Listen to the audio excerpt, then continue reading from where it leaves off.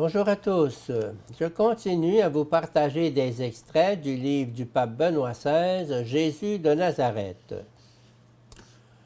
Les grandes images de l'évangile de Jean, suite.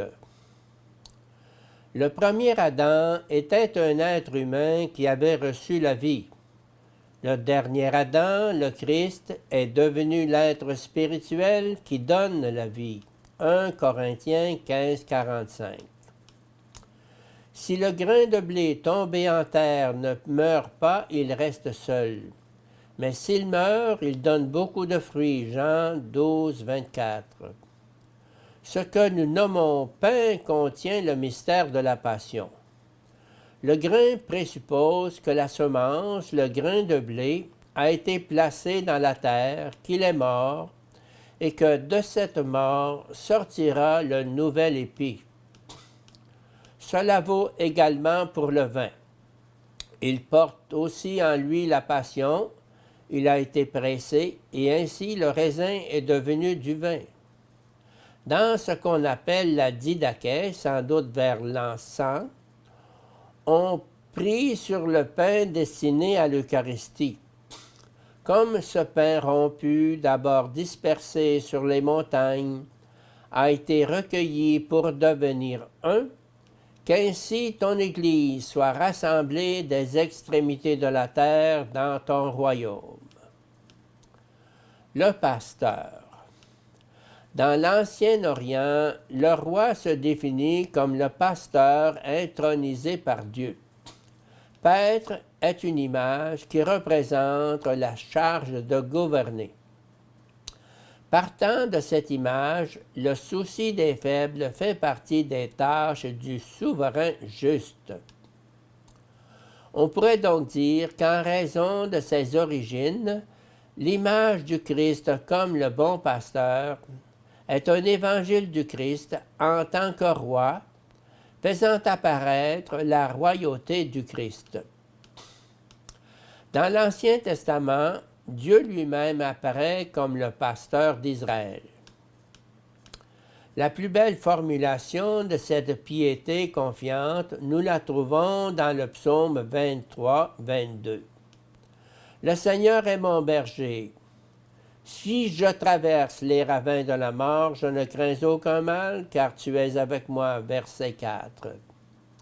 Face au pasteur égoïste qu'Ézéchiel trouve et dénonce à son époque, Dieu lui-même chercherait ses brebis pour en prendre soin. Je les ferai sortir des pays étrangers, je les rassemblerai et je les ramènerai chez elles. C'est moi qui ferai paître mon troupeau, et c'est moi qui le ferai reposer. La brebis perdue, je la chercherai, l'égarée, je la ramènerai, celle qui est blessée, je la soignerai, celle qui est faible, je lui rendrai des forces, celle qui est grasse et vigoureuse, je la garderai. Ézéchiel 34, 13, 15, 16. Le Seigneur raconte la parabole des 99 brebis restées à la maison et de celle qui était perdue et que le pasteur va chercher pour la prendre avec grande joie sur ses épaules pour la ramener. Matthieu nous raconte qu'après la dernière scène, sur le chemin du mont des Oliviers, Jésus annonce aux disciples qu'allait se produire maintenant ce qui avait été annoncé en Zacharie 13, 7. « Je frapperai le berger et les brebis du troupeau seront dispersées. » Matthieu 26, 31. Apparaît ici chez Zacharie la vision d'un pasteur qui, selon la volonté de Dieu, subit la mort en introduisant ainsi le dernier tournant. Un lien intrinsèque avec le serviteur de Dieu du Deutéro-Isaïe se fait jour. La prophétie tardive d'Israël voit le Rédempteur souffrant et mourant, le pasteur qui devient l'agneau sans pouvoir expliquer cette figure plus en détail. Tout est clair, celui qui est tué et qui sauve, c'est Jésus-Christ le crucifié. Du côté ouvert de Jésus sortent du sang et de l'eau, confère Jean 19, 34. Jésus lui-même, qui a été transpercé sur la croix, est la source de la purification et de la guérison pour le monde entier. Jean établit en outre le lien entre l'image de l'agneau pascal, dont le sang a des vertus purificatrices, aucun os ne sera brisé, Jean 19, 36, confère Exode 12, 46. Ainsi, la boucle est bouclée avec le début de l'Évangile, lorsque le Baptiste, voyant Jésus, avait dit « Voici l'agneau de Dieu qui enlève le péché du monde. » Jean 1, 29. Le bon pasteur, il ne prend pas la vie, il la donne. Moi, je suis venu pour que les hommes aient la vie, pour qu'ils l'aient en abondance. Nous pouvons entendre aussi l'écho du psaume 23-22.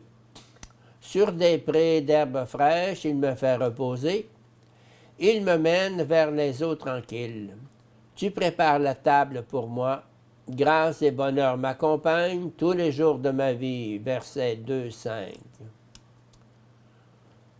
Ou, de façon encore plus évidente, celui du discours du pasteur chez Ézéchiel.